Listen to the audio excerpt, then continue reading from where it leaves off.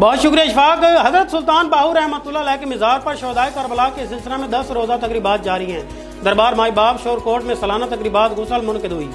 اس موقع پر صاحبزادہ سلطان حمید، صاحبزادہ نذیر سلطان، صاحبزادہ محبوب سلطان اور صاحبزادہ حبیب سلطان نے شرکت کی۔ شور کوٹ سے دیکھتے ہیں عابد حسین بٹی کی رپورٹ۔ برصغیر پاک و ہند کے معروف روحانی بزرگ سلطان العارفین حضرت سلطان باھو رحمۃ اللہ علیہ کے مزار پر شہدائے کربلا علیہ السلام کی یاد میں سالانہ 10 روزہ تقریبات کا انعقاد جاری ہے۔ اسی سلسلے میں آپ کے والدین کے مزارات شور کوٹ میں دربار مائی باپ پر سالانہ تقریب غسل ہوئی، جس میں سابق ضلع ناظم جھنگ صاحبزادہ سلطان حمید، سابق وفاقی وزیر برائے امور خارجہ صاحبزادہ محمد نذیر سلطان،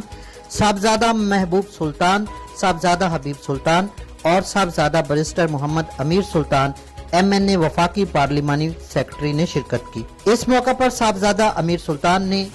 گفتگو کرتے ہوئے کہا کہ یہ 10 روزہ عرس جو ہے حضرت امام حسین اور شہدائے کربلا کی یاد میں، یہ عرصہ دراز سے حضرت سلطان العارفین کی اپنی زندگی میں انہوں نے شروع کیا،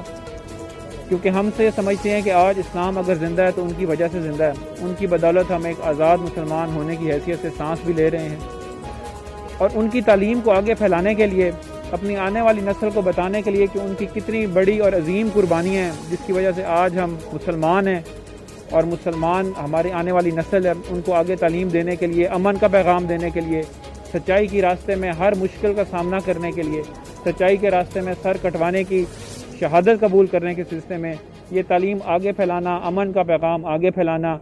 اور ان کے غم میں اور ان کی یاد کو تر و تازہ رکھنا اپنے دلوں میں، اپنے بچوں کے دلوں میں، اس سلسلے میں یہ عرس منایا جاتا ہے۔ عرق گلاب سے مزارات کو غسل دینے کے بعد صاحبزادہ حمید سلطان نے عالم اسلام کے اتحاد، ملک میں قیام امن کے لیے خصوصی دعا کرائی۔ کیمرہ مین محمد طیب کے ساتھ عابد حسین، سٹی نیوز شور کوٹ۔